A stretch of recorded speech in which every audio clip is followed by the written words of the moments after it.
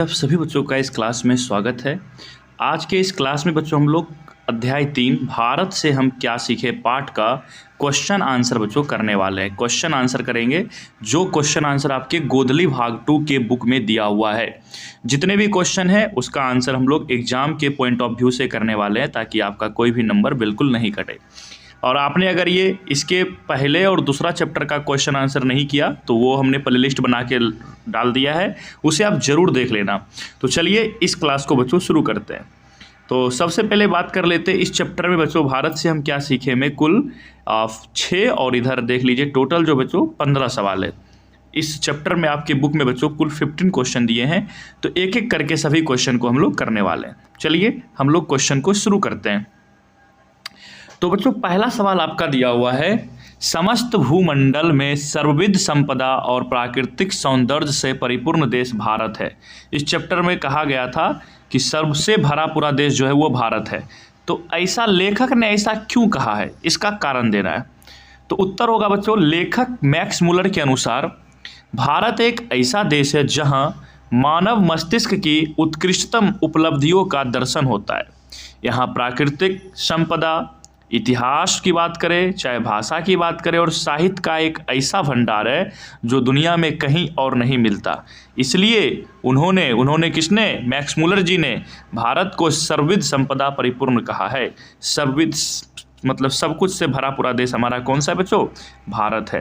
तो इसका आंसर ये आपका हो जाएगा। आइए नेक्स्ट क्वेश्चन की ओर बढ़ते हैं। क्वेश्चन नंबर 2 देखिएगा। दूसरा सवाल है, लेखक की दृष्टि में सच्चे भारत के दर्शन कहाँ हो सकते हैं और क्यों। ये क्वेश्चन बच्चों ऑब्जेक्टिव में भी आता है कि सच्चा भारत कहाँ पे मिलता है। तो आप बोलिएगा बच्चों ग्रामीण भारत में, गांव का जो बच्चों होता है ग्रामीण भारत, वहाँ हमारा सच्चा भारत मिलता है। ऐसा क्यों, सुनिएगा। लेखक की दृष्टि में सच्चे भारत के दर्शन मुंबई या कोलकाता जैसे शहरों में नहीं बल्कि भारत के गाँव में, कहाँ पे, गाँव में हो सकते हैं। इसका कारण यह है कि गाँव में ही भारत का प्राचीन परंपराएं, रीति रिवाज, संस्कृति और भारतीयता की आत्मा जीवित है। गाँव में ही हमारा परंपरा है, रीति रिवाज है, संस्कृति है, ये सब जीवित है। इसलिए बच्चों सच्चा भारत जो है वो गाँव में हमारा दर्शन होगा। आइए नेक्स्ट क्वेश्चन की ओर बढ़ते हैं। क्वेश्चन नंबर 3 देखिएगा। तीसरा सवाल कहा गया बच्चों, भारत को पहचानने वाली दृष्टि की आवश्यकता किनके लिए वांछनीय है और क्यों।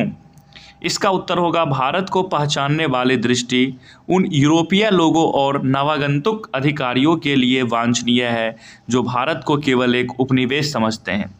यह दृष्टि उनके लिए इसलिए जरूरी है ताकि वे भारत के प्राचीन गौरव, साहित्य और दर्शन को समझकर अपनी समस्याओं का समाधान पा सके। नेक्स्ट क्वेश्चन की ओर बढ़िए। क्वेश्चन नंबर 4 देखिए बच्चों क्या कहा गया है। 4 नंबर सवाल है, लेखक ने किन विशेष क्षेत्रों में अभिरुचि रखने वाले के लिए भारत का प्रत्यक्ष ज्ञान आवश्यक बताया। मतलब लेखक किस किस को बोलते हैं कि भाई तुम आओ और भारत से कुछ सीख के जाओ।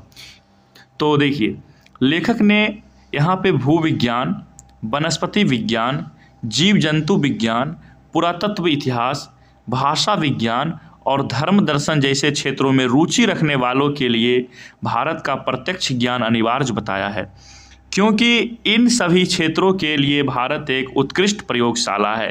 प्रयोगशाला का मतलब बच्चों यहाँ पे वो आके नए नए चीज़ों का इन क्षेत्रों में वो खोज कर सकते हैं, सीख सकते हैं। इसलिए उन्होंने इन चीज़ों में रुचि रखने वाले लोगों को कहा कि ये भाई तुम्हारे लिए प्रयोगशाला है, आ जाओ। नेक्स्ट क्वेश्चन देखिए 5 नंबर सवाल है, लेखक ने वारेन हेस्टिंग्स से संबंधित किस दुर्भाग्यपूर्ण दुर्घटना का हवाला दिया और क्यों। तो बच्चों इसमें आपको बताए थे कि वारेन हेस्टिंग्स जो थे वो भारत का गवर्नर जनरल थे। उनको वाराणसी के पास 172 सोने का सिक्का जिसको दारिस कहते हैं मिलता है, और उन्होंने सोचा हम इसको अपने मालिक इंग्लैंड में भेज देते हैं। इसको इंग्लैंड अगर हम इसको भेज देते हैं तो वहाँ पे इसका वो म्यूजियम में रखा जाएगा और हम जब जाएंगे तो हमारा सम्मान होगा। किंतु ऐसा होता नहीं है, बल्कि उस सिक्के को गला दिया जाता है वहाँ पे। वही यहाँ पे क्वेश्चन पूछा गया है। तो लेखक ने वाराणसी के पास वारेन हेस्टिंग्स को मिले 172 दारिस जिसको सोने का सिक्का कहते हैं वाली घटना का जिक्र किया। हेस्टिंग्स ने उन सिक्कों को ऐतिहासिक धरोहर मानकर ईस्ट इंडिया कंपनी के पास भेजा। लेकिन कंपनी के निर्देशकों ने उनका महत्व न समझकर उन्हें गला दिया बच्चों वहाँ पे। यह एक महान ऐतिहासिक धरोहर का विनाश था। चलिए नेक्स्ट क्वेश्चन की ओर बढ़ते हैं। क्वेश्चन नंबर 6 देखिएगा, लेखक ने नीति कथाओं के क्षेत्र में किस तरह भारतीय अवदान को रेखांकित किया है? तो इसका उत्तर होगा, लेखक के अनुसार नीति कथाओं के सृजन और प्रसार में भारत का महत्वपूर्ण स्थान है। भारत से ही अनेक कथाएं विभिन्न मार्गों से होकर यूरोप पहुंची है। उदाहरण के लिए पंचतंत्र की कहानियां का प्रभाव विश्व साहित्य पर स्पष्ट रूप से देखा जा सकता है। चलिए नेक्स्ट क्वेश्चन की ओर बढ़ते हैं। क्वेश्चन नंबर 7 देखिए बच्चों क्या कहा गया है। 7 में कहा गया, भारत के साथ यूरोप के व्यापारिक संबंध के प्राचीन प्रमाण लेखक ने क्या दिखाए? इसका उत्तर होगा, लेखक ने बताया है कि संस्कृत के कपि, गज और चंदन जैसे शब्दों के आधार पर यह प्रमाणित होता है कि प्राचीन काल में भारत का व्यापार कहाँ तक यूरोप और पश्चिमी देशों के साथ था। बाइबल में भी भारतीय वस्तु के उल्लेख मिलते हैं। बाइबल पुस्तक जो है बच्चों उसमें भी भारतीय वस्तु का उल्लेख मिलता है। इससे प्रमाणित होता है कि हमारा भारत के साथ यूरोप के व्यापारिक संबंध प्राचीन समय से ही रहा है। आइए नेक्स्ट क्वेश्चन की ओर बढ़ते हैं। नेक्स्ट क्वेश्चन 7 के बाद बच्चों 8वां सवाल देखिए। 8 नंबर सवाल है, भारत की ग्राम पंचायतों को किस अर्थ में और किनके लिए लेखक ने महत्वपूर्ण बतलाया है? कि भारत का जो ग्राम पंचायत है वो किसके लिए महत्वपूर्ण है? लेखक ने ग्राम पंचायतों को अत्यंत सरल और प्राचीन राजनीतिक इकाइयों के रूप में देखा है। यह उन लोगों के लिए महत्वपूर्ण है जो राजनीति के पुराने स्वरूप और विकास के चरणों का अध्ययन करना चाहते हैं। किसके लिए महत्वपूर्ण है? जो पुराने स्वरूप और विकास के चरणों का अध्ययन करना चाहते हैं कि पुराने समय में राजनीतिक कैसे होता था, वो अगर जानना चाहते हैं तो ग्राम पंचायत में आइए और यहाँ का एक पंचायती का समाधान कीजिए, ऐसा लेखक बोलते हैं। तो आप जो है अच्छे से राजनीतिक सीख जाइएगा। नेक्स्ट क्वेश्चन नंबर 8 के बाद बच्चों 9 नंबर पे चलिए। क्वेश्चन नंबर 9, धर्मों की दृष्टि से भारत का क्या महत्व है? तो बच्चों बहुत बड़ा महत्व है, क्योंकि भारत एक ऐसा देश है जहाँ पे कई धर्म एक साथ मिलजुल कर भाईचारे के साथ रहते हैं। चाहे बात करें हिंदू, मुस्लिम, सिख, ईसाई, सभी लोग यहाँ पे रहते हैं। तो अन्य देशों को यहाँ पे आके सीखना चाहिए। तो धर्मों की दृष्टि से क्या महत्व है? देखिए, भारत धर्मों का वास्तविक उद्गम स्थल है। या वैदिक धर्म की भूमि है, बौद्ध धर्म की जननी है और पारसी धर्म की शरणस्थली है। यहाँ धर्म के वास्तविक रूप का प्रत्यक्ष परिचय मिलता है। चलिए नेक्स्ट क्वेश्चन की ओर बढ़ते हैं। क्वेश्चन नंबर 10 देखिएगा, भारत किस तरह अतीत और सुदूर भविष्य को जोड़ता है? स्पष्ट करें। तो इसका उत्तर होगा, भारत की प्राचीन भाषाएं और परंपराएं हमें गौरवशाली अतीत से जोड़ती है। वहीं यहाँ का दर्शन और मानवीय मूल्य आज की वैश्विक समस्याओं का समाधान देकर एक उज्जवल भविष्य का मार्ग प्रशस्त करते हैं।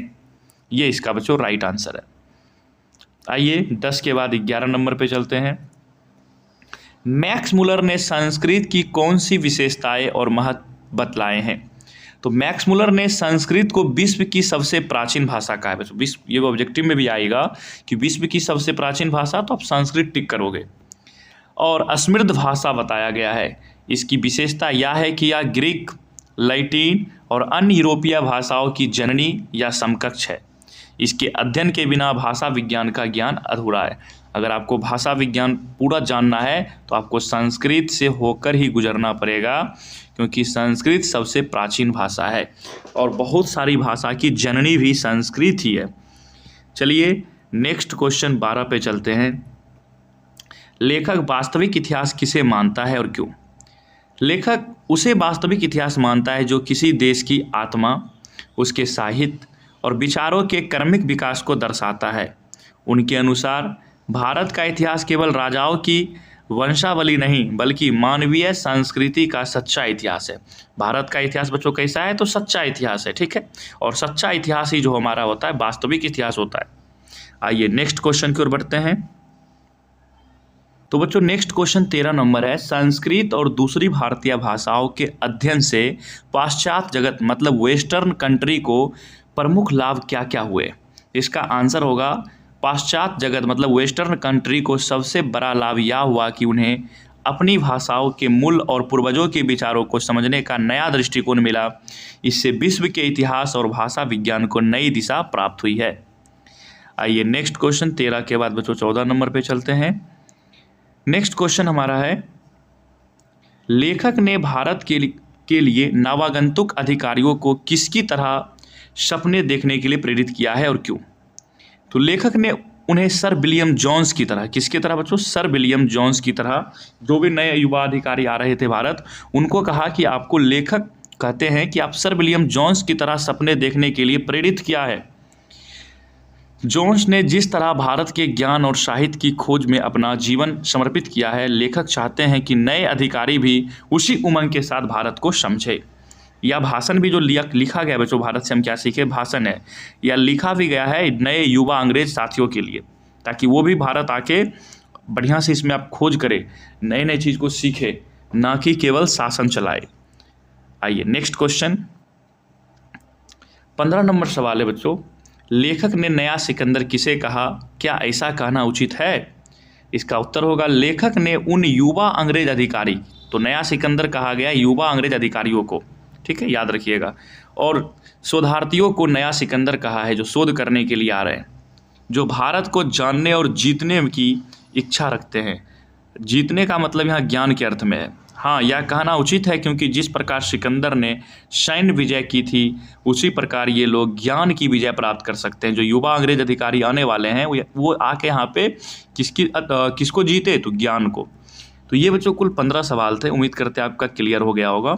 और ये हमारा बच्चों क्लास समाप्त हुआ। क्लास कैसा लगा आप ज़रूर बताना, और इसी तरह से अगले चैप्टर भी देखने के लिए इस चैनल को आप ज्वाइन कर सकते हैं, आप इससे जुड़ सकते हैं।